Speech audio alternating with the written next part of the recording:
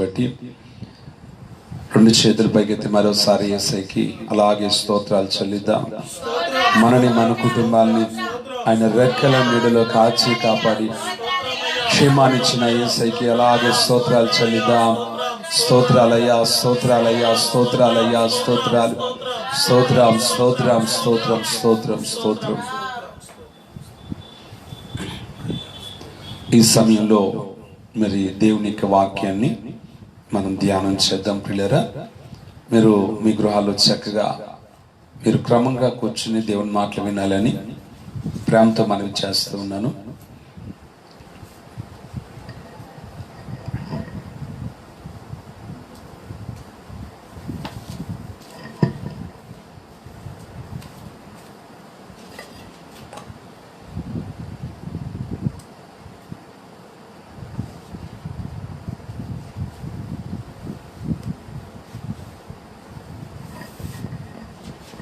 పరిశుద్ధ గ్రంథం నుండి యోహాను సువార్త, పరిశుద్ధ గ్రంథం నుండి యోహాను సువార్త 12వ అధ్యాయము 24వ వచనాన్ని మనం చదువుకుందాం. గోధుమ గింజ భూమిలో పడి చావకుండే నెడల అది ఒంటిగానే ఉండును, అది చచ్చిన ఎడల విస్తారముగా ఫలించును. మనందరం కూడా చిన్న ప్రార్థన చేసుకుందాం. అలాగే కళ్ళు మూసుకుని మరి ప్రార్థనలో ఏకీవించండి. చిన్న ప్రార్థన చేసుకుందాం. సర్వకృపానిధిగా మా తండ్రి పరిశుద్ధుడా, మీకు వందనాలు. యేసయ్య, మమ్ముని మా కుటుంబాల్ని మీ ఆరోగ్యకరమైన రెక్కల నీడలో కాచి క్షేమాన్నిచ్చిన దేవా, మీ స్తోత్రాలు నాయన. భయంకరమైన కరోనా వ్యాధిని అయ్యా తండ్రి మాకు మా కుటుంబాల్లో ఎవ్వరికి రాకుండా నీ ఆరోగ్యకరమైన రెక్కల నీడలో కాచినందుకు స్తోత్రాలు. ఇదిగోనైనా ఈ పునరుద్ధాన దినమున లైవ్లో మేమందరం ఈ రీతిగా పాలు పంపులు పొందడానికి మీరు ఇచ్చిన భాగ్యాన్ని బట్టి మేము స్తుతిస్తున్నాం. ఈ సమయంలో మా అందరితో మీరు మాట్లాడండి అయ్యా. నీ సన్నిధికి నీ మాటలు వినాలని మేము వచ్చామయ్యా. నీ మాటల ద్వారా మమ్మను నైనా దైవికంగా అయ్యా తండ్రి బలపరచండి అయ్యా, మమ్మను ఆదరించండి. నీ వాక్కు చేతనైనా నీ ఉన్నతమైనటువంటి సంకల్పం మా పట్ల నెరవేర్చమని, దైవికమైన సిద్ధపాట్లోకి మమ్మల్ని నడిపించమని యేసు పరిశుద్ధమైన నామమున అతి వినయంగా అడిగి పొంది ఉన్నాము తండ్రి, ఆమేన్. చదవబడిన దేవుని యొక్క వాక్యాన్ని మరోసారి మనం చదువుకుందామండి. గోధుమ గింజ భూమిలో పడి చావకుండినెడల అది ఒంటిగానే ఉండును, అది చచ్చినెడల విస్తారముగా ఫలించును. అందరూ దేవుని యొక్క మాటలు విందాం ప్రియులారా. ఒక గోధుమ గింజ, ఒక రైతు తన పొలములో ఒక గోధుమ గింజను విత్తినప్పుడు ఆ విత్తబడినటువంటి ఆ గోధుమ గింజ అది భూమిలో మొట్టమొదట విత్తబడిన తర్వాత మొట్టమొదట దాని పైన ఉన్నటువంటి పెంకు పగిలిపోతుంది. ఆ తర్వాత ఆ గోధుమ గింజ చనిపోతుంది. ఆ చనిపోయిన తర్వాత ఆ గోధుమ గింజలో నుంచి, ఆ గోధుమ గింజలో నుంచి జీవం బయటకు వచ్చి అది మొక్కగా బయటకు వచ్చి అనేకమైన గోధుమ గింజలకు అది జన్మనిస్తుంది. ఏ విత్తనమైనా మనం భూమిలో విత్తినప్పుడు, అది గోధుమ గింజ అయినా లేకపోతే అది వరి గింజ అయినా, ఏదైనా మనం భూమిలో విత్తినప్పుడు అది మొట్టమొదట అది చనిపోతుంది. విత్తబడిన విత్తనం చనిపోయిన తర్వాత ఆ తర్వాత దానిలో నుండి జీవం బయటకు వస్తుంది.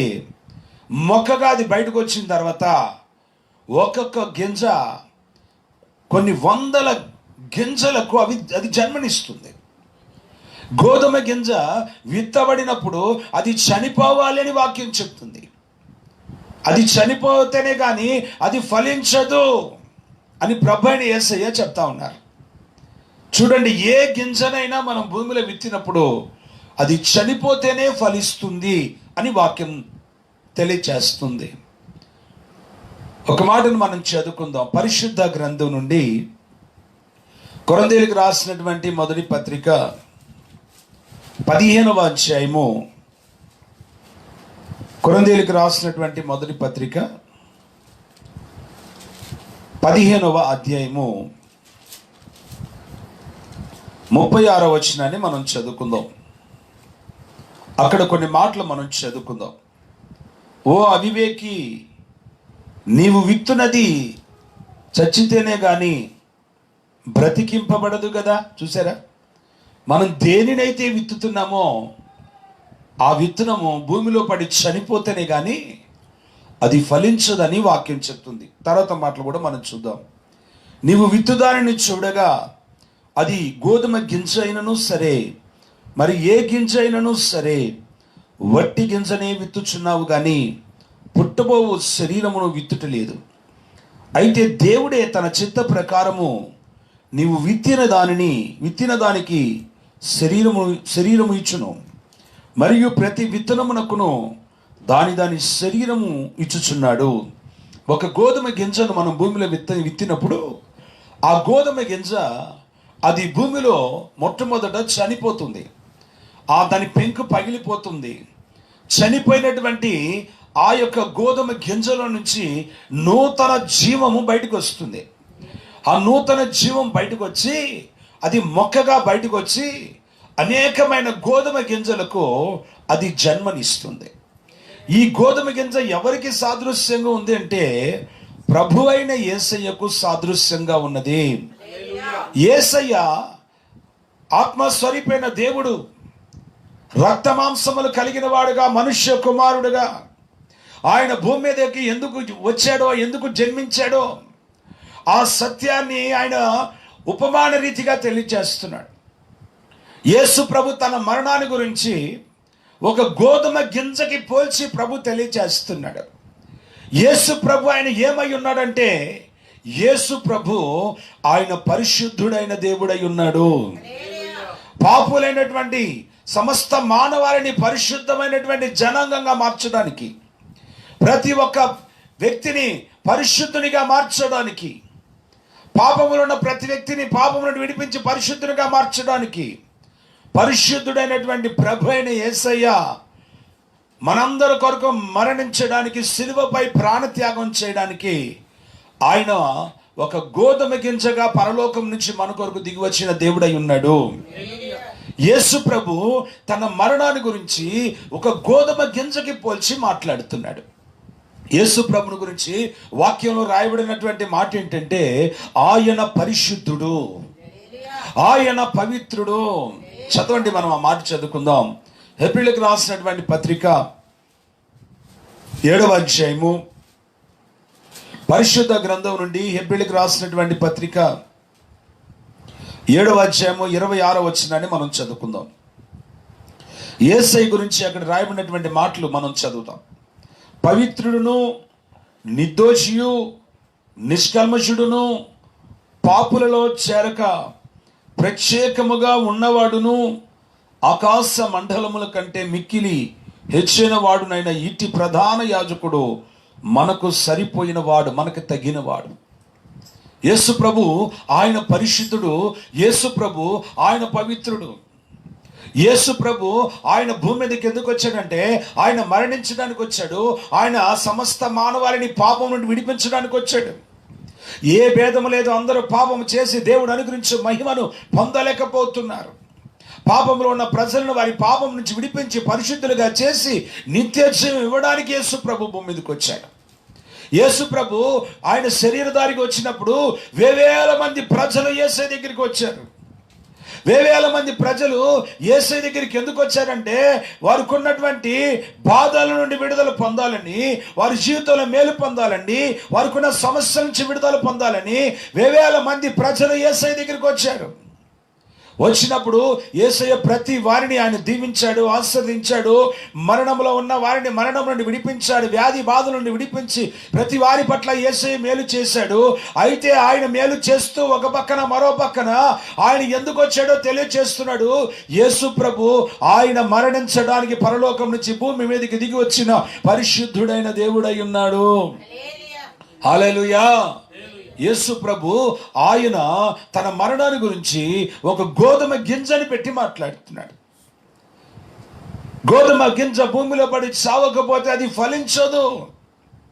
యేసు ప్రభు ఎందుకు మరణించాడంటే పాపులైన మనందరినీ కూడా పరిశుద్ధ జనాంగముగా జన్మింప చేయడానికి ఆయన మన కొరకు ప్రాణం పెట్టడానికి దిగి వచ్చిన పరిశుద్ధుడైన దేవుడై ఉన్నాడు. దేని బిడ్డారా, దేవుని యొక్క వాక్యంలో రాయబడినటువంటి మాట ఏంటంటే, వెండి బంగారులు అనేటువంటి క్షయమైన వస్తువులతో మనం విమోచింపబడలేదు, కానీ అమూల్యమైనటువంటి నిర్దోషమైనటువంటి నిష్కలంకమైనటువంటి యేసయ్య రక్తము ద్వారా మనము విమోచించబడిన వారమై ఉన్నాము. చదవండి, ఒక మాట మనం చదువుకుందాం. పేతురు రాసినటువంటి మొదటి పత్రిక, పరిశుద్ధ గ్రంథంలో పేతురు రాసిన మొదటి పత్రిక, స్తోత్రాలు 1వ అధ్యాయం 18వ వచనం మనం చదువుకుందాం. పితృపారంపర్యమైన మీ వ్యర్థమైన ప్రవర్తన విడిచిపెట్టినట్లుగా వెండి బంగారముల వంటి క్షయ వస్తువుల చేత మీరు విమోచింపబడలేదు, కానీ అమూల్యమైన రక్తము చేత, అనగా నిర్దోషమును నిష్కలంకమునకు గొర్రెపిల్ల వంటి క్రీస్తు రక్తము చేత విమోచింపబడితిరని మీరు ఎరుగుదురు కదా. మనందరినీ విమోచించడానికి మన కొరకు యేసు ప్రభు మరణించడానికి వచ్చాడు. యేసయ్య గనక సిలువ వేయబడకపోతే ఈరోజు మనకి పాప క్షమాపణ లేదు. యేసు ప్రభు మన కొరకు ప్రాణం పెట్టకపోతే మనకు అసలు నిత్య జీవమే లేదు. అనగా యేసు ప్రభు అనేటువంటి గోధుమ గింజ ఎప్పుడైతే సిలువపై మరణించిందో, ఆ గోధుమ గింజ, మరి పాపులమైనటువంటి మనందరం కూడా మనము ఆయన ద్వారా, ఆయనలో నుండి మనము పరలోకమందున్నటువంటి దేవునికి కుమారులుగా ఆత్మీయంగా జన్మము పొందిన వారమై ఉన్నాము. యేసయ్య ద్వారానే రక్షణ, యేసయ్య ద్వారానే పాప విమోచన, యేసయ్య ద్వారానే నిత్య జీవం కలుగుతుంది. కారణం ఏంటంటే మనందరి కొరకు యేసయ్య ప్రాణం పెట్టాడు, మనందరి కొరకు యేసయ్య రక్తం కాచాడు, మనందరి కొరకు యేసయ్య సిలువ మరణం పొందిన పరిశుద్ధుడైన దేవుడై ఉన్నాడు. కాబట్టి యేసయ్య మరణం లేకపోతే మన ఆత్మకి జీవం లేదు. యేసయ్య సిలువపై ప్రాణం పెట్టకపోతే మనకు అసలు నిత్య జీవానికి వెళ్ళేదానికి అర్హత లేదు. యేసయ్య మరణం ద్వారా మన ఆత్మకి జీవము కలిగింది. యేసయ్య మరణం ద్వారా మన ఆత్మకి జీవం కలిగింది. ఇప్పుడు యేసయ్య సిలువ వేయబడడం ద్వారా మనకి మేలు కలిగిందా, కలగలేదా? అమ్మా చెప్పండి అమ్మా, యేసయ్య మరణం ద్వారా మనకి మేలు కలిగిందా, కలగలేదా? యేసయ్య సిలువ త్యాగం ద్వారా మనకి మేలు కలిగింది. కారణం, మనం రక్షణ పొందడానికి, మరి పరలోక రాజ్యానికి చేరడానికి యేసయ్యనే తెర చేల్చబడింది. మనకు పరలోక రాజ్యానికి చేరినట్లుగా ఒక మార్గాన్ని దేవుడు యేసయ్య ద్వారా సిద్ధపరిచి ఉన్నాడు. దేవుని బిడ్డలారా, మనం ఆరాధిస్తున్న దేవుడు పరిశుద్ధుడు. ఆ సృష్టికర్త అయిన దేవుని దగ్గరికి ఏ మనుష్యుడు సమీపించరాని తేజస్సులో నివసించే దేవుడు, ఏ మనుష్యుడు కూడా ఆయన సమీపించలేరు. అయితే యేసయ్య సిలువ మరణం ద్వారా, ఆయన రక్తము ద్వారా కడగబడినటువంటి మనకి దొరికింది నిత్యము ఆ కృపాసనము దగ్గరికి వెళ్ళడానికి. యేసయ్య శరీరం అనే తెర చేల్చబడిన ద్వారా మనం ఆ మహిమగల రాజ్యానికి చేరినట్లుగా, ఆయన కృపాసనము దగ్గరికి మనము ప్రతిరోజు వెళ్ళి ప్రార్థన చేయడానికి యేసయ్య శరీరం అనే తెర చేల్చబడిన ద్వారా మనకి కృప దొరికింది. చదవండి, మరొక మాట కూడా మనం చదువుకుందాం. పరిశుద్ధ గ్రంథంలో హెబ్రీయులకు రాసినటువంటి పత్రిక 10వ అధ్యాయము 19-22 వచనాలు మనం చదువుకుందాం. హెబ్రీయులకు రాసినటువంటి పత్రిక 10వ అధ్యాయము 19-22 వచనాలు మనం చూసుకుందాం. సహోదరులారా, యేసు మన కొరకు ప్రతిష్ఠించిన మార్గముననగా నూతనమైనదియు జీవము గలదియు ఆయన శరీరమును తెర ద్వారా ఏర్పరచబడినదియునైన మార్గమున ఆయన రక్తము వలన పరిశుద్ధ స్థలమందు ప్రవేశించుటకు మనకు ధైర్యము కలిగి ఉన్నది గనుకను దేవుని ఇంటిపైన మనకు గొప్ప యాజకుడు ఉన్నాడు. దేని బిడ్డలారా, యేసయ్య శరీరం అనే తెర చేల్చబడ్డ ద్వారా పరలోక రాజ్యానికి సృష్టికర్త అయిన దేవుని దగ్గరికి మనం వెళ్ళడానికి మరి యేసు ప్రభు ద్వారా పరలోకమందున్న తండ్రి మనకి మార్గాన్ని సిద్ధపరిచాడు. అందుకే యేసయ్య అన్నాడు, నేనే మార్గము, నేనే సత్యము, నేనే జీవమై ఉన్నాడు. తండ్రి వద్దకు వెళ్ళాలంటే యేసయ్య ద్వారా మాత్రమే మనం తండ్రి సన్నిధికి చేర్చబడతాం తప్ప మనకి వేరొక మార్గం లేదు. యేసయ్య ద్వారా మాత్రమే మనము ఆ యొక్క తండ్రి సన్నిధికి మనం చేర్చబడతాం తప్ప వేరొక మార్గం మనకి లేదు. దేని బిడ్డలారా, యేసయ్య అంటున్నాడు, గోధుమ గింజ భూమిలో పడి చావకపోతే అది బహుగా ఫలించదు. యేసయ్య మరణం ద్వారా మన ఆత్మకి జీవం కలిగింది. పరలోకమందున తండ్రికి ప్రియమైన కుమారుడు యేసయ్య. మరి ఆ పరలోకమందున్నటువంటి ఆ తండ్రి అయిన దేవాది దేవునికి మనందరం కూడా వారసులుగా మార్చబడినట్లుగా, మనందరం కూడా కుమారులుగా మార్చబడినట్లుగా యేసయ్య మనందరి కొరకు ప్రాణం పెట్టాడు. ఆయన బలియాగంగా మార్చబడ్డాడు. సిలువపై తను తాను అప్పగించుకున్నాడు. ఆయన చేసిన త్యాగం ద్వారా మనకి జీవం కలిగింది. ఈ గోధుమ గింజ ఎవరంటే ప్రభు అయిన యేసయ్య. అందుకే మరి యేసయ్య నామములోనే రక్షణ కలుగుతుంది తప్ప మరి ఏ నామములో కూడా రక్షణ కలుగుదని దేవునికి వాక్యం సెలవిస్తుంది. యేసయ్య నామములోనే రక్షణ కలుగుతుంది, మరి ఏ నామమున రక్షణ కలగదు. ఎవరైతే యేసు ప్రభునందు విశ్వాసం ఉంచి ఆయన సన్నిధికి వచ్చి, యేసయ్యా నా పాపాలు క్షమించు, అయ్యా నేను చేసినటువంటి ప్రతి ఒక్క అయ్యా తండ్రి పాపమును క్షమించమని పశ్చాత్తాపడి ఎవరైతే పశ్చాత్తాపంతో ప్రార్థన చేస్తారో యేసయ్య రక్తం వారిని కడుగుతుంది, పరిశుద్ధులుగా మారుస్తుంది, నిత్య రాజ్యానికి పరలోక రాజ్యానికి వెళ్ళినట్లుగా చేరునట్లుగా వారి పేరు జీవ గ్రంథంలో రాయబడుతుంది. కాబట్టి మరి యేసు ప్రభునందు విశ్వాసం ఉంచిన వారికి నిత్య జీవం పొందేటువంటి కృప పరలోకమందున దేవుడు యేసయ్య ద్వారా కలగచేశాడు. కాబట్టి యేసయ్య ద్వారా మాత్రమే మనకి రక్షణ కలుగుతుంది. యేసయ్య ద్వారానే నిత్య జీవం కలుగుతుంది. యేసయ్య మరణం మనకి జీవాన్ని కలుగచేసింది. ప్రియులరా, రెండవదిగా మరి ఈ గోధుమ గింజ ఎవరికి సాదృశ్యం ఉందంటే యేసు ప్రభునందు విశ్వాసం ఉంచినటువంటి ప్రతి విశ్వాసికి ఈ గోధుమ గింజ సాదృశ్యమై ఉన్నది. గోధుమ గింజ భూమిలో పడి చావకపోతే అది ఫలించదు. యేసయ్య మరణం ద్వారా మనకి జీవం కలిగింది. యేసు ప్రభునందు విశ్వాసం ఉంచి రక్షించబడినటువంటి ప్రతి విశ్వాసిని గురించి దేవుని యొక్క వాక్యములో రాయబడిన మాట ఏంటంటే, యేసు ప్రభు నమ్ముకుని ఆయన యందు విశ్వాసం ఉంచినటువంటి ప్రతి విశ్వాసిని కూడా దేవుడు గోధుమ గింజతో పోల్చాడు. ప్రతి విశ్వాసి గోధుమ గింజకి పోల్చబడ్డాడు. మొట్టమొదట ఆ గోధుమ గింజ ప్రభు అయిన యేసయ్యకి సాదృశ్యంగా ఉంది. రెండవదిగా ఈ గోధుమ గింజ ఒక విశ్వాసికి సాదృశ్యంగా ఉంది. బాప్టిజం ఇచ్చి యోహాన్ అంటాడు, యేసయ్య వచ్చినప్పుడు అంట కళ్ళెమును బాగా శుభ్రం చేసి ఆ కళ్ళెములో ఉన్నటువంటి గోధుమలను పొట్టును వేరు చేస్తాడు. అనగా ప్రభు అయిన యేసు ప్రభు ఆయన రెండవ రాకడలో వచ్చినప్పుడు ఆయన గోధుమలను పొట్టును వేరు చేస్తాడంట. రైతులు పంటలు పండించిన తర్వాత ఆ పంటని అంతా కూడా కోత కోసిన తర్వాత వాటన్నిటిని కూడా కళ్ళెములో వేసి బాగా ఆ గింజలన్నీ దొలగొడతారు. దానినే కళ్ళెం అంటారు. కళ్ళెం అంటే గింజలను పొట్టును వేరు చేసే స్థలమే కళ్ళెం. ఆ యొక్క వాటన్నిటిని కోసిన పనులన్నిటిని దొలగొట్టి గోధుమ గింజను అక్కడ ఉన్నటువంటి పొట్టును వేరు చేయడం జరుగుతుంది. వేరు చేయడం జరిగిందంటే ప్రభు అయిన యేసు ప్రభు వచ్చినప్పుడు గోధుమ గింజను పొట్టును వేరు చేసేస్తారంట.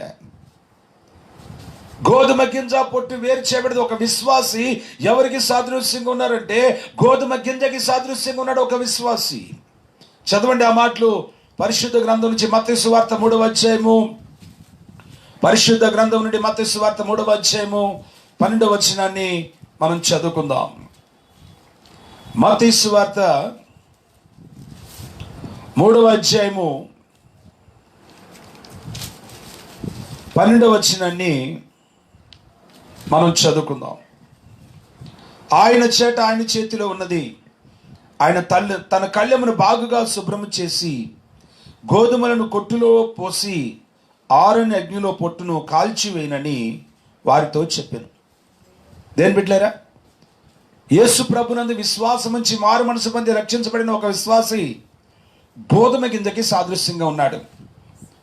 మరి పొట్టు ఎవరికి సాదృశ్యం ఉందంటే, దేవుని మందిరానికి వచ్చినా, దేవుని యొక్క సన్నిధిలో ఎన్ని మేళ్లు పొందుకున్నా మారు మనసు పొందని వారు, రక్షణ పొందని వారు దేనికి సాదృశ్యంగా ఉన్నారంటే పొట్టుకు సాదృశ్యంగా ఉన్నారు.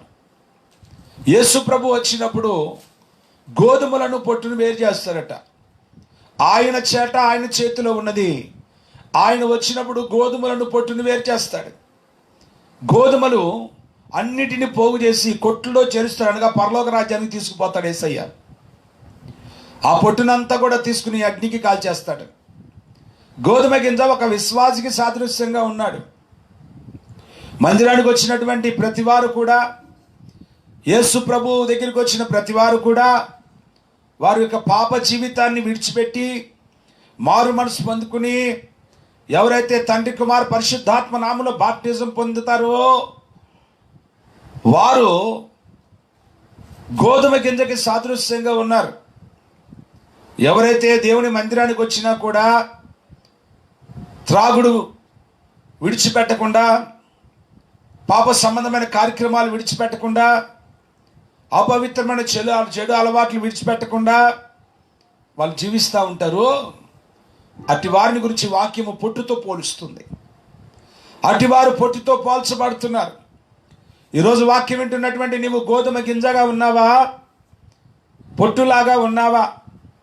యేసు ప్రభు మరొక ఉపమానం కూడా తెలియచేశాడు.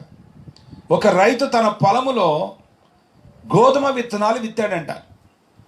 అయితే అతను శత్రువైనటువంటి వాడు అతనికి తెలియకుండా గురుగులను కూడా ఆ పొలంలో విత్తిపోయాడంట.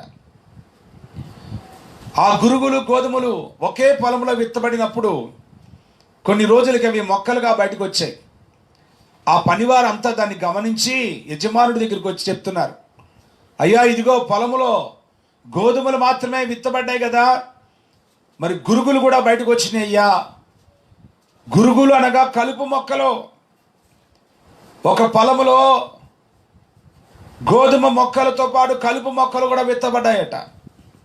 కలుపు తీయకపోతే పంటకి నష్టం కలుగుతుంది, గోధుమ మొక్కలకి నష్టం కలుగుతుంది. కాబట్టి ఆ పనివారు అంటున్నారు, అయ్యా యజమానుడా, పొలములో గోధుమ మొక్కలతో పాటు కలుపు మొక్కలు కూడా ఉన్నాయి, గురుగులు కూడా ఉన్నాయి, ఏం చేయమంటావు? అప్పుడు యజమానుడు అంటున్నాడు, ఇప్పుడు ఆ గురుగులు కనుక మనం కోస్తే గోధుమ మొక్కలు కూడా నష్టం కలుగుతుంది, కాబట్టి రెండిటిని ఎదగనివ్వండి. మరి పంట కోసే సమయంలో మొట్టమొదట గురుగులన్నింటినీ కోసేసి ఆ కలుపు మొక్కలను కోసేసి అగ్నిలో పడేసేయండి. గోధుమలన్నింటినీ కూడా సమకూర్చి కొట్లలోకి అనగా నా సన్నిధికి చేర్చండి అని చెప్తున్నాడు. ఈరోజు దేవుని మందిరానికి వచ్చినటువంటి నీవు కలుపుగా ఉన్నావా, గోధుమ మొక్కగా ఉన్నావా, ఒక గోధుమ గింజగా నువ్వు ఉన్నావా, లేకపోతే కలుపు మొక్కగా ఉన్నావా? గోధుమ గింజలతో పాటు కలుపుకు కూడా ఎరువేయడం జరుగుతుంది. గోధుమ మొక్కలతో పాటు కలుపు అనగా కలుపుకు కూడా నీరు పెట్టడం జరుగుతుంది. అంటే దేవుని మందిరానికి వచ్చిన ప్రతి వారిని దేవుడు దీవిస్తున్నాడు. మంచి వారి మీద చెడ్డవారి మీద దేవుడు తన సూర్యుని ఉదయింపజేసినట్లుగా, మంచి వారి మీద చెడ్డవారి మీద దేవుడు ఆయన తన యొక్క ఆశీర్వాదాన్ని అనుగ్రహిస్తూ ఉన్నాడు. మందిరానికి వచ్చిన ప్రతి వారిని దేవుడు దీవిస్తాడు, ఆర్థికంగా దీవిస్తాడు, వారి కష్టాన్ని దీవిస్తాడు, బిడ్డలను దీవిస్తాడు. మందిరానికి వచ్చిన ప్రతి వారిని దీవిస్తాడు. అయితే కోతకాలం మందు గురుగులు గోధుమలు వేరు చేయబడతాయి, గోధుమలు పట్టు వేరు చేయబడతాయి. ఈరోజు దేవుని యొక్క వాక్యం వింటున్నటువంటి నీవు గోధుమ గింజగా ఉన్నావా, పొట్టుగా ఉన్నావా? గోధుమ గింజగా ఉన్నావా, కలుపుగా ఉన్నావా? కలుపు కోయబడి అగ్నికి సిద్ధపరచబడి కలుపంతా అగ్నికిలో వేయబడుతుంది. గోధుమ గింజలు పరలోకానికి చేర్చబడతాయి. అలాగే కలుపంతా కూడా, గురుగులన్నీ కూడా నరకానికి సిద్ధపరచబడుతున్నాయి. రెండు ఎక్కడున్నాయి? ఒకే పొలంలో ఉన్నాయి. తోట ఒక్కటే, కానీ పరలోకానికి వెళ్ళే వాళ్ళు మందిరంలోనే ఉన్నారు, నరకానికి వెళ్ళే వాళ్ళు కూడా మందిరంలోనే ఉన్నారు. ఈరోజు నువ్వు ఏ గుంపులో ఉన్నావు? భయంకరమైన పరిస్థితులు, కరోనా వ్యాధి కలిగి ఇప్పుడే రోగస్తులుగా అనేక మంది ఉన్నారు. కొంతమంది చనిపోయారు. ఇంకా మనకి ఏ తెగులు రాలేదంటే మనం కాపాడబడుతున్నామంటే పరిశుద్ధులు మన కొరకు కార్చిన కన్నీరు మన మీద ఉంది.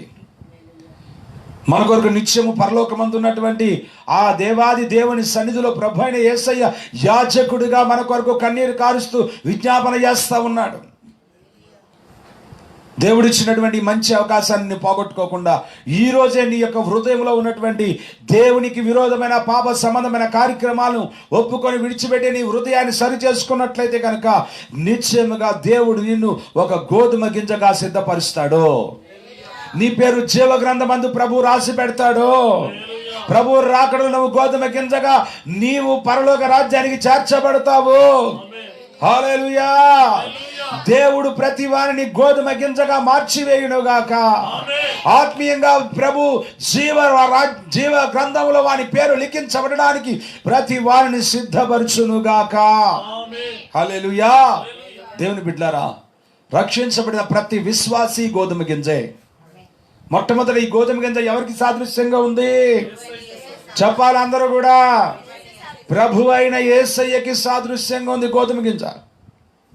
రెండవదిగా ఈ గోధుమ గింజ ఎవరికి సాదృశ్యం ఉందంటే ఆయన యందు విశ్వాసం నుంచి రక్షించబడినటువంటి ప్రతి విశ్వాసికి ఈ గోధుమ గింజ సాదృశ్యంగా ఉంది. దేవుని మందిరానికి వచ్చినప్పుడు మనం కలుపు మొక్కగా ఉండాలా, గోధుమ గింజగా ఉండాలా? పరలోక రాజ్యానికి మనం చేరాలంటే మనం ఏమవ్వాలి? గోధుమ గింజగా ఉండాలనగా మారు మనసు పొంది రక్షణ పొందుకోవాలి. అప్పుడు మనం గోధుమ గింజగా మార్చబడతాం. ఇంకా నువ్వు మారు మనసు లేకుండా ఇంకా సమయం ఉంది నువ్వు అనుకుంటున్నావు. దేవుని యొక్క వాక్యం అంటుంది సమయం లేదు, ప్రభు రాకడ సమీపం అయిపోయింది, ఆయన ద్వారం యొద్ద నిలిచి ఉన్నాడంట. ఎప్పుడు కడబూర మోగుతుందో మనకి తెలియదు. ఎప్పుడు రెప్పపాట వచ్చి సంఘాన్ని తీసుకెళ్ళిపోతాడంట ప్రభు. ఆ తర్వాత విడవబడితే ఎంత ఘోరము తెలుసా? ఎంత భయంకరమైన పరిస్థితి తెలుసా? ఆ భయంకరమైనటువంటి దినం రాక మునిపే ప్రభు నిన్ను దర్శించునుగాక. ప్రభు నీలో మార్పు దయచేయునుగాక. ప్రభు ప్రతి వారిని పశ్చాత్తాప అనువులకు నడిపించునుగాక. గోధుమ గింజగా మనం మారాలి. దేని బిడ్డలారా, ఇంకా మన పరిశుద్ధ గ్రంథంలో వాక్యాన్ని ధ్యానం చేస్తున్నప్పుడు ఇశ్రాయేలు ప్రజలతో దేవుడు ఏం చెప్పాడంటే, మీరు నాకు నైవేద్యాన్ని అర్పించినప్పుడు, నా సన్నిధికి మీరు నైవేద్యాన్ని తీసుకుని వచ్చినప్పుడు గోధుమ పిండిని తీసుకుని రావాలి అని దేవుడు చెప్పాడు. చెప్పండి, ఏం తీసుకురామని చెప్తున్నాడు దేవుడు? గోధుమ పిండిని తీసుకుని రమ్మని చెప్తున్నాడు. చదవండి ఆ మాట. లేవి కాండం పరిశుద్ధ గ్రంథం నుండి, లేవి కాండం 2వ అధ్యాయము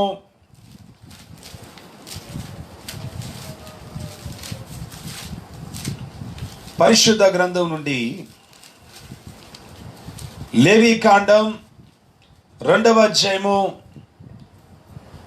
1వ వచనాన్ని మనం చదువుకుందాం. ఒకడు యెహోవాకు నైవేద్యము చేయనప్పుడు అతడు అర్పించున్నది గోధుమ పిండిదై ఉండవలెను. చూసారా, ఇక్కడ రాయబడినటువంటి మాటలో ఇశ్రాయేలు ప్రజలకు దేవుడు ఏం చెప్తున్నాడంటే, మీలో ఎవడైనా నైవేద్యం తీసుకుని నా సన్నిధికి వచ్చినప్పుడు మీరు గోధుమ పిండిని మాకు తీసుకురావాలని చెప్తున్నాడు. దానిలో నూనె పోయాలి, సాంబ్రాణి చేర్చాలని చెప్తున్నాడు. అవన్నీ మనకు ఇప్పుడు అవసరం లేదు, కానీ గోధుమ పిండిని నా సన్నిధికి మీరు తీసుకురావాలి అని చెప్తున్నాడు. మారు మనసు పొంది రక్షించబడిన ప్రతి విశ్వాసి గోధుమ గింజకి సాదృశ్యంగా ఉన్నాడు. ఇంకా మారు మనసు పొందిన రక్షణ పొందిన వాళ్ళు గురుగులకి సాదృశ్యంగా ఉన్నారు, పొట్టుకి సాదృశ్యంగా ఉన్నారు. ఇప్పుడు రక్షణ పొందినటువంటి ప్రతి విశ్వాసి కూడా గోధుమ గింజకి పోల్చబడ్డాడు. ఇప్పుడు గోధుమ గింజ అయినటువంటి ప్రతి విశ్వాసి కూడా మరి గోధుమ గింజగా ఉంటే దేవుడు అంగీకరించట్లేదు. అతడు పిండిగా మార్చబడాలి. అమ్మా, ఎలా మార్చబడాలంట? పిండిగా మార్చబడాలి. దేవునికి మనము నైవేద్యముగా, అర్పణగా దేవుడికి మనం అర్పించబడాలంటే, దేవుడు మనం అంగీకరించాలంటే మనము గోధుమ పిండిగా అనగా మెత్తడి పిండిగా మార్చబడుదుముగాక. ఇప్పుడు గోధుమ గింజ పిండిగా మారాలంటే ఏం కావాలి? అబ్బా, గోధుమలన్నీ పిండి కావాలంటే ఏం కావాలి?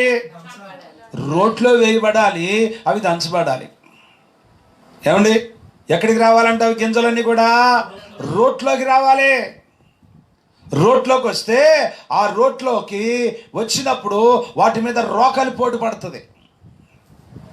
ఆ రోకలి పోటు పడకుండా అవి మెత్తని పిండిగా మార్చబడలేవు. మనందరం దేవునికి అర్పణగా మార్చబడాలంటే, దేవుని బిడ్డలారా, మనము సజీవ యాగముగా మన శరీరములను దేవునికి సమర్పించుకోవాలి. దేవుడు మన శరీరం అనేటువంటి గోధుమ పెంకుని పగలగొట్టేస్తాడు. మన శరీరం అనే గోధుమ పెంకును పగలగొడతాడు. దేని బిడ్డలారా, అనగా మన శరీర కార్యాలన్నిటినీ కూడా శ్రమలనే కొలిమిలోకి దేవుడు మన తీసుకుని వెళ్ళి ఆయన మనలో ఉన్నటువంటి శరీర కార్యాలన్నిటిని కూడా చంపివేస్తాడు. ప్రభు నమ్ముకున్నాం, రక్షించబడ్డాం. ఇంకా మనలో శరీర కార్యాలు ఉన్నాయా లేవా? చెప్పండి అమ్మా, శరీర కార్యాలు ఉన్నాయా లేవా? మనలో స్వార్థం ఉందా లేదా? ఏమండి, మనలో అసూయ ఉందా లేదా? మనలో ద్వేషం ఉందా లేదా? మనలో ఇంకా కపటం ఉందా లేదా? ఇంకా అనేకమైనటువంటి శరీర కార్యాలు కలిగి ఉన్నాం మనం. శరీర స్వభావం ఎటువంటిదో తెలుసా?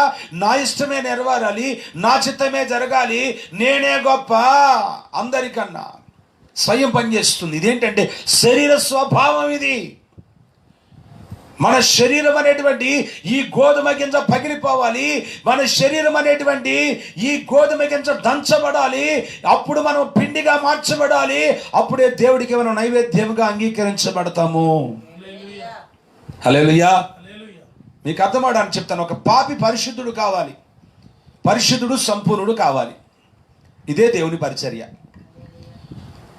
దేని బిడ్డారా, దేవుడు ఈ ఘనమైన పరిచయం మాకు ఇచ్చింది దేనికంటే, లోకములో పాపంలో బ్రతుకుతున్న ప్రతి వారిని యేసు ప్రభు శిలువ దగ్గరికి నడిపించి పరిశుద్ధునిగా మార్చాలి. ఎవరైతే మారు మనసు పొంది రక్షణ పొందుకుని నీతిమంతునిగా పరిశుద్ధునిగా మార్చబడ్డాడో వాడిని సంపూర్ణతకి సిద్ధపరచాలి.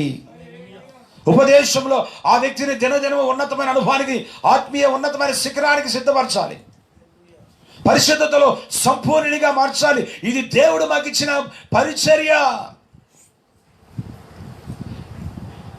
మన శరీర కార్యాలన్నీ చంపబడకుండా మనం మహిమకు చేర్చబడలేమని వాక్యం చెప్తుంది. చూడండి, గలతీయులకు రాసినటువంటి పత్రిక, పరిశుద్ధ గ్రంథం నుండి గలతీయులకు రాసినటువంటి పత్రిక 5వ అధ్యాయము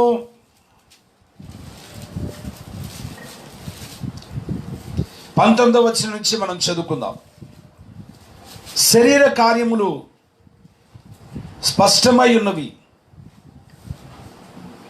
అవేమనగా జారత్వము, అపవిత్రత, కామకత్వము, విగ్రహారాధన, అభిచారము, ద్వేషములు, కలహములు, మత్సరములు, క్రోధములు, కక్షలు, భేదములు, విమతములు, అసూయలు, మత్తతలు, అల్లరితో కూడిన ఆటపాటలు మొదలైనవి. వీటన్నిటిని గూర్చి నేను మునుపు చెప్పిన ప్రకారం ఇటు వాటిని చేయవారు దేవుని రాజ్యమును స్వతంత్రించుకొనరని మీతో స్పష్టముగా చెప్పుచున్నాను. ఇప్పుడు మనలో ఉన్న శరీర కార్యాలన్నీ కూడా ఏమైపోవాలంట? చనిపోవాలి. ఈ శరీర కార్యాలన్నిటి నుంచి మనం విడుదల పొందాలి. ఈ శరీర కార్యాలన్నిటి నుంచి దేవుడు మనం విడిపించడానికి, అనగా మనని పరిశుద్ధపరచడానికి దేవుడు శ్రమ అనే కొలిమిలోకి దేవుడు మనని తీసుకుని వెళ్తాడు. శ్రమ అనేటువంటి రోకలిపోటు మన మీదకి వస్తుంది. శ్రమల ద్వారా దేవుడు మన ఏం చేస్తాడంటే శుద్ధి చేస్తాడు.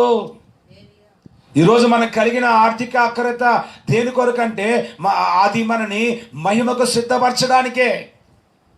ఈరోజు మనకు కలుగుతున్న మరి శ్రమలు, శోధనలు, ఆర్థిక ఇబ్బందులు, సమస్యలు, వ్యతిరేకతలు, ఇవన్నీ కూడా మన దేవుడు ఈ శ్రమలనే కొలిమి ద్వారా దేవుడు మనం ఏం చేస్తాడంటే మనల్ని శుద్ధి చేస్తాడు.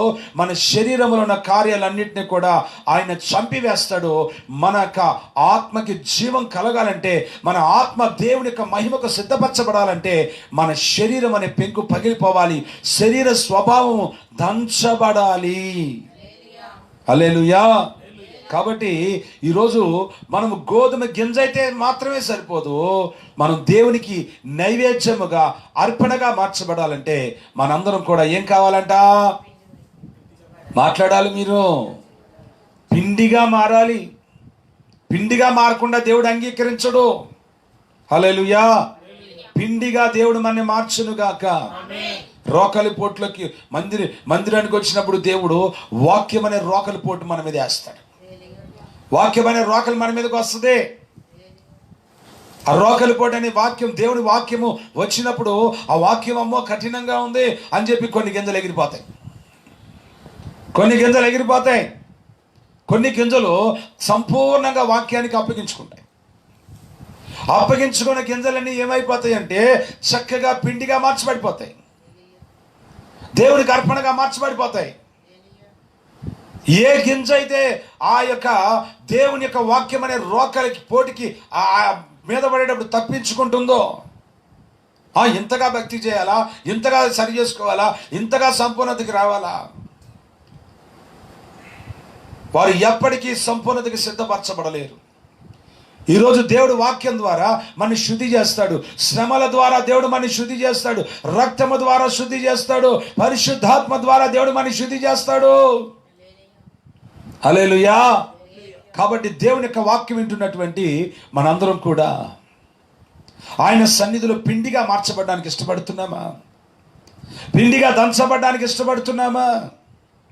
దేవుడట వాక్యంలో రాయబడింది, తాను ప్రేమిస్తున్న ప్రతి కుమారుణ్ణి కూడా ఆయన శిక్షిస్తున్నాడంట.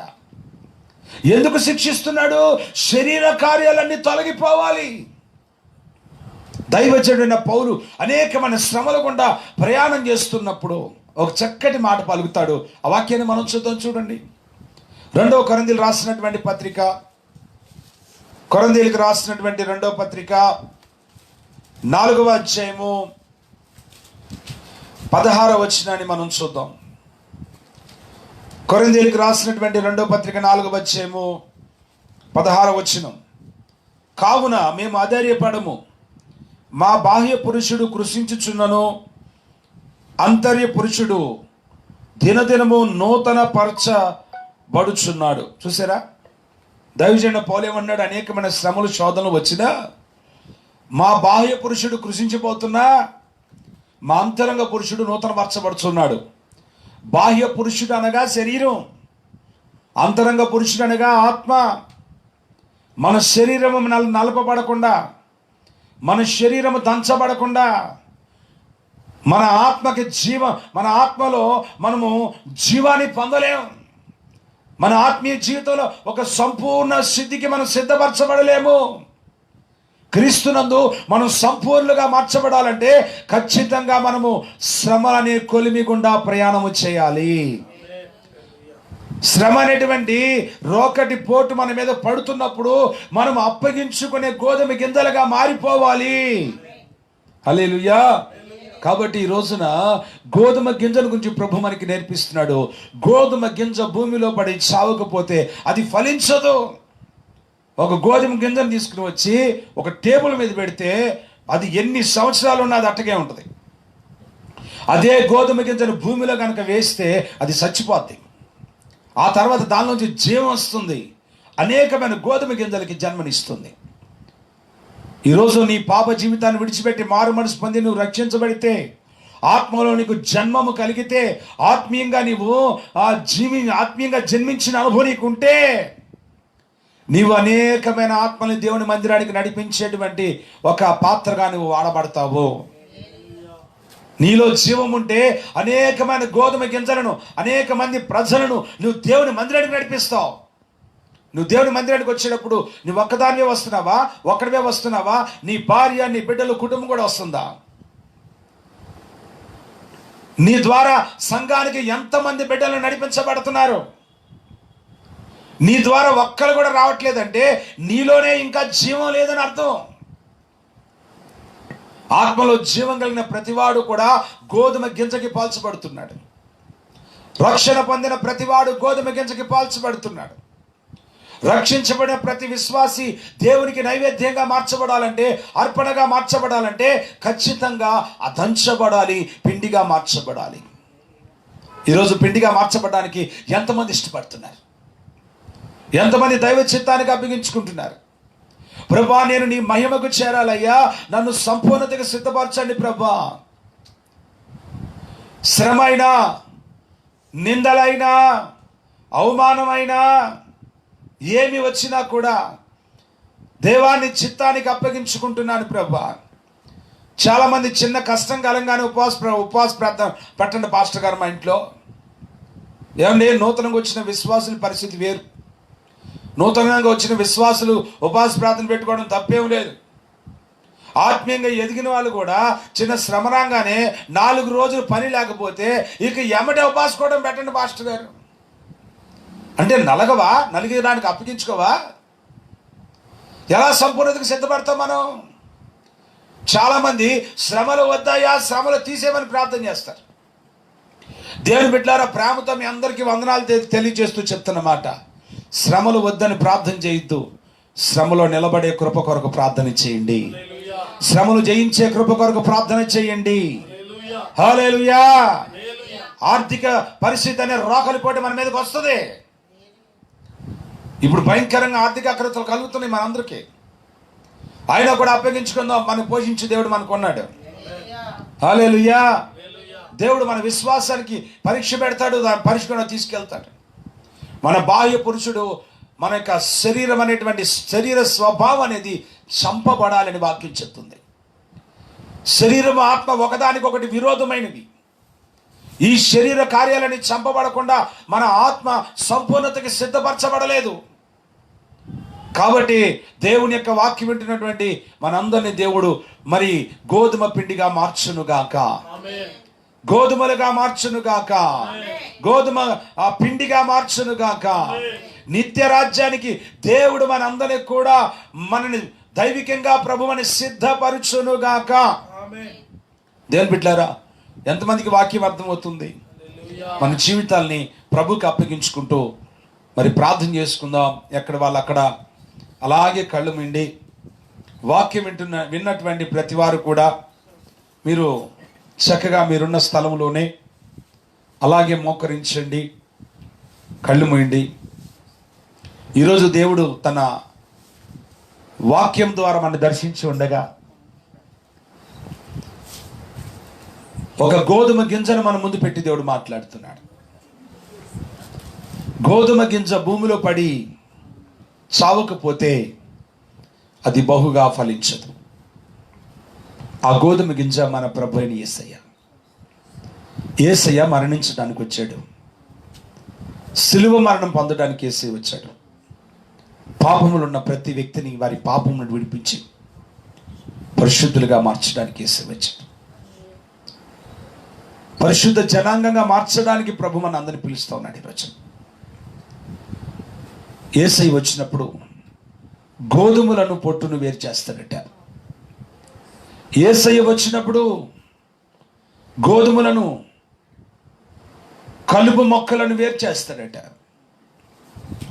ఈరోజు దేవుని యొక్క వాక్యం విన్నటువంటి నీవు, మందిరానికి వచ్చి ఎన్నో దీవెనలు పొందారని సాక్ష్యం చెప్తున్న నీవు కలుపు మొక్కగా ఉన్నావా, గోధుమ గింజగా మారావా?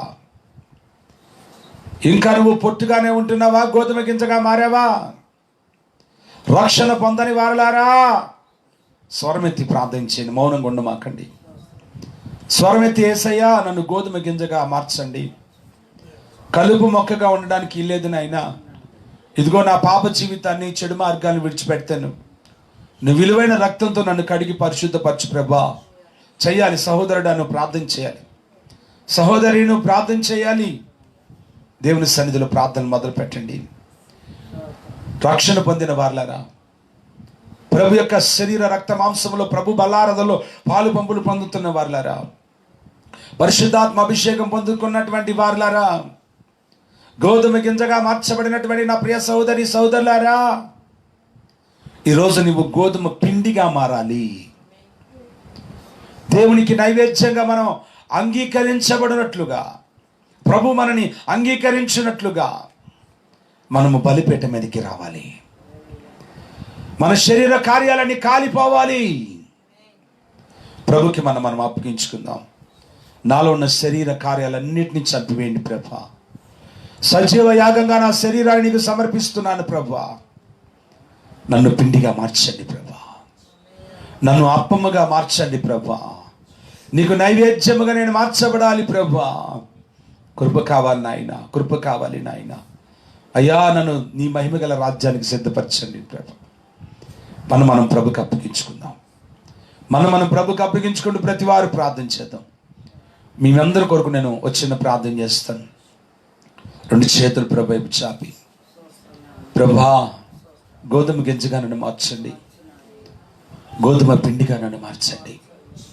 శ్రమలే కలిగిన, శోధనలే కలిగిన అప్పగించుకునే కృప నీ ప్రభా.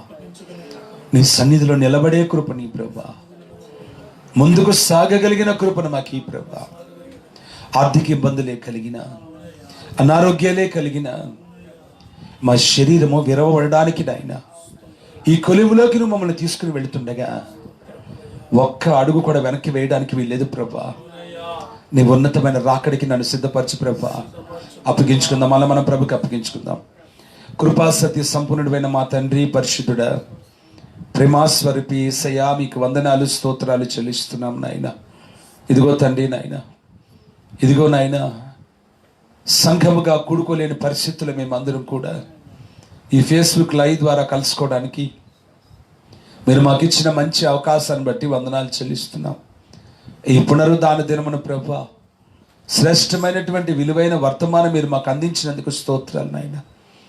ఉన్నతమైన నీ రాజ్యానికి మేము ఎలా సిద్ధపడాలో, నీకు అర్పణగా నైవేద్యముగా మేము ఎలా సిద్ధపరచబడాలో మీరు నీ వాక్కు ద్వారా మమ్మల్ని దర్శించారు తండ్రి. నీ విలువైన వాక్యాన్ని బట్టి మిమ్మల్ని స్తుతిస్తూ ఉన్నాము నాయన. శ్రేష్టమైన నీ మాటలు బట్టి మీకు వందనాలు చెల్లిస్తున్నాము తండ్రి. ఎంతమంది వాక్యం విన్నారు వారందరిలో నీ ఆత్మకార్యం జరిగించండి ప్రభా. ఇప్పటికే నీ ఆత్మకార్యాన్ని మీరు జరిగిస్తున్న దేవా, మీకు స్తోత్రాలు నాయన. ప్రతి బిడ్డలో ఇంకా ఆత్మీయ సిద్ధపాటు దయచేయండి ప్రభా. దైవిక సిద్ధపాటులోకి నడిపించండి తండ్రి. ఎవరైతే ఇంకా లోకంలో పాపంలో ఉన్నారో, పశ్చాత్తాప హృదయాలతో నాయన వారి యొక్క లోపములను తండ్రి ఒప్పుకునే కృప అనుగ్రహించండి నాయన. కన్యలతో పశ్చాత్తాపము సిలువ చెంత చేరినైనా అయ్యా తండ్రి నాయన వాళ్ళ హృదయాన్ని సరిచేసుకోగలిగిన కృప ప్రతి ఒక్కరికి మీరు దయచేయండి తండ్రి. ఎంతమంది అయితే నాయన రక్షణ పొందిన వారుగా ఉన్నారో వారందరూ గోధుమ గింజగా మార్చబడిన ప్రతి వారు కూడా నేను పిండిగా మార్చబడాలి, దేవుడికి నైవేద్యంగా అర్పణగా మార్చబడాలని అప్పగించుకునే కృపను దయచేయండి తండ్రి. మా శరీర కార్యాలని చంపివేయమని ప్రార్థన చేస్తున్నా ప్రతి బిడ్డను తండ్రి నాయన శుద్ధీకరించండి. నన్ను మమ్మల్ని శుద్ధీకరించండి నాయన. నీ మహిమ గల రాకడికి నాయన మమ్మల్ని అందరూ కూడా సిద్ధపరచండి నాయన. ఇదిగో నాయన, విత్తబడిన వాక్యం ప్రతి వారిలో నీరు కట్టి ఫలింపచ్చండి. ఎంతమంది లైవ్లో పాలు పంపులు పొందారో వారందరినీ కూడా మీరు నిండారా దీవించండి నాయన. ఎవరు ఏ సమస్యలతో ఉన్నారో, ఏ బాధలతో ఉన్నారో, ఏ ఇబ్బందులతో ఉన్నారో ప్రభా, ఆ ఇబ్బందుల్లో, శ్రమల్లో, కొలువులు అన్నింటిలో కూడా ఎక్కడ కృంగిపోవడానికి వీలు లేదు నాయన. కలవరపడడానికి వీలు లేదు నాయన. శ్రమను జయించగలిగిన అభిషేకాన్ని ప్రతివానికి మీరు దయచేయండి తండ్రి. పరిస్థితుల్లో నిలబడగలిగినటువంటి కృపనివ్వండి ప్రభా. అయ్యా తండ్రి నాయన, నీ ఉన్నతమైన సంకల్పం నెరవేర్చమని ప్రార్థన చేస్తున్నాను. మా దేశమంతా కరోనా వ్యాధి వలన లాక్డౌన్ జరుగుతుండగా ప్రభా, మా దేశంలో కరోనా వ్యాధి నానాటికి దాని లక్షణాలు నాయన అయ్యా తొలగిపోనట్లుగా మీ కృపనివ్వండి నాయన. వ్యాధిగ్రస్తులను మీరు ముట్టి స్వస్థపరచండి నాయన. సంపూర్ణమైన ఆరోగ్యాలు ప్రతి ఒక్కరికి మీరు దయచేయండి తండ్రి. మా దేశం చుట్టూ మీరు రక్తాన్ని కంచెగా వేయండి ప్రభా. 130 కోట్ల మంది ప్రజలకి క్షేమాన్నివ్వండి నాయన. పరిపాలిస్తున్న నాయకులు మీరు జ్ఞాపకం చేసుకోండి అయ్యా. అధికారులను జ్ఞాపకం చేసుకోండి అయ్యా. అయ్యా వైద్యం చేస్తున్న డాక్టర్స్ని, అయ్యా వైద్య బృందాన్ని, నర్సులను మీరు జ్ఞాపకం చేసుకోండి. వారందరికీ నాయన ఏ తెగులు తగలకుండా క్షేమాన్ని దయచేయండి అయ్యా. మీరు మాకు ఇచ్చిన సీయోను దేవుని సంఘ బిడ్డలందరినీ దీవించండి, వారి కుటుంబాలను దీవించండి, ప్రతి వారి అక్రతను మీరు మహిమలో తీర్చండి, ప్రతి కుటుంబాన్ని దైవికంగా సిద్ధపరచండి. నీ రాకడలో మేమందరం ఎత్తబడే కుటుంబంగా సిద్ధపరచండి ప్రభా. విత్తబడిన వాక్యం ఒక్కొక్కరిలో నీరు కట్టి ఫలింపచేయండి ప్రభా. నీకు నైవేద్యముగా మేము మార్చబడాలి ప్రభా. మా శరీర కార్యములన్నీ అయ్యా విరవండి ప్రభా. ఆత్మలో మేము నాయన ఉన్నతమైన సంపూర్ణ సిద్ధి పొందడానికి నీ కృపనివ్వండి. ఇప్పటి వరకు నీ సన్నిధి మాకు తోడించి నడిపించినందు స్తుతిస్తూ, లైవ్లో పాలు పంపులు పొందిన బిడ్డలందరినీ దీవించమని కృపాక్షేమాలు తోడించి నడిపించి మహిమా ఘనతా ప్రభావాలు మీరు మాత్రమే పొందమని యేసు పరిశుద్ధమైన నామమున అతి వినయంగా అడిగి పొంది ఉన్నాము తండ్రి, ఆమేన్. ఈరోజు ఆయన సన్నిధికి కూడి వచ్చిన మనందరినీ కూడా ప్రభు ఆయన తన వాక్కు ద్వారా ఆయన మన దర్శించినందుకు స్తోత్రాలు చెల్లిద్దాం. స్తోత్రం స్తోత్రం స్తోత్రం స్తోత్రం. గోధుమ గింజగా గోధుమ పిండిగా దేవునికి నైవేద్యముగా మార్చబడే కృప మనందరికీ ప్రభు అనుగ్రహిస్తున్నందుకు స్తోత్రాలు చెల్లిద్దాం. స్తోత్రం స్తోత్రం స్తోత్రం స్తోత్రం. లైవ్లో పాలు పంపులు పొందిన ప్రతి బిడ్డని, ప్రతి కుటుంబాన్ని, ప్రతి ఒక్కరిని కూడా ప్రభు ఆయన కృపలో ఆత్మీయంగా శారీరకంగా వర్ధల చేయబోతున్నందుకు స్తోత్రాలు చెల్లిద్దాం. స్తోత్రం స్తోత్రం స్తోత్రం స్తోత్రం. తండ్రి అయిన దేవుని యొక్క శాశ్వతమైన ప్రేమయు, మన ప్రభు అయిన యేసు క్రీస్తు యొక్క నిత్య నిబంధన కృపయు, పరిశుద్ధాత్మ దేవుని యొక్క నిండు సవాసము సమాధానము ఈరోజు ఈ పునరుద్ధరణ ఆరాధనలో పాలు పంపులు పొందిన ప్రతి బిడ్డకి, సంఘమునకు, సకల పరిశుద్ధులకు, మన దేశానికి, మన ముందున్న పరిచర్లకు సదాకాలం తోడేని నడిపించును గాక. ఆమేన్. హల్లెలూయా హల్లెలూయా హల్లెలూయా. ఈ లైవ్ కార్యక్రమంలోకి, ఈ పునరుద్ధరణ ఆరాధనలోకి పాలు పంపులు పొందడానికి లైవ్లోకి వచ్చిన ప్రతి ఒక్కరికి నా హృదయపూర్వకమైనటువంటి వందనాలు తెలియచేస్తున్నాను. దేని బిడ్డరా, నేను మిమ్మల్ని అందరినీ కలవలేని పరిస్థితి ఉన్నప్పటికీ మీ కొరకు నేను ఖచ్చితంగా ప్రార్థన చేస్తున్నాను. ఉదయకాలం, సాయంకాలం కూడా మీ కొరకు మేము ప్రార్థన చేస్తున్నాం. మీ క్షేమం కొరకు మేము ప్రార్థన చేస్తున్నాం. దేని బిడ్డరా, మీరు కూడా మీ కుటుంబాల్లో ప్రార్థనలో గడపండి. మరి చాలామంది ఆదివారం మాత్రమే లైవ్లోకి వస్తున్నారు, బుధవారం ప్రార్థనకి లైవ్లోకి రావట్లేదు, శనివారం పరిశుద్ధాత్మ కూడికి కూడా లైవ్లోకి రావట్లేదు. మరి దయచేసి మీరు లైవ్లో జరుగుతున్నటువంటి ఈ పరిచర్యలో మీరు ఖచ్చితంగా పాలు పంపులు పొందాలని ప్రేమతో మనవి చేస్తున్నాను. అలాగే ఆరాధనలో కూడా మరి చాలామంది మధ్యలో వాక్యం అయిపోయిన తర్వాత చివరిలో ఒక 10 నిమిషాలు మేము కూడా లైవ్లోకి వచ్చేసామండి అని తృప్తిపడిపోవడానికి మీరు వస్తున్నారు తప్ప చాలామంది ప్రారంభం నుంచి రావట్లేదు. అది నాకు చాలా బాధాకరంగా ఉంది.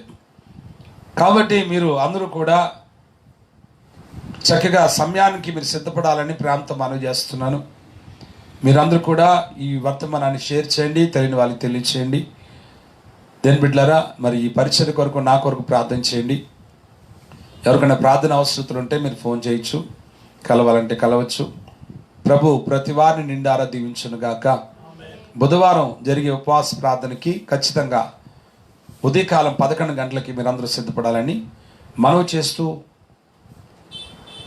సెలవు తీసుకుంటున్నాను. అందరికీ వందనాలు.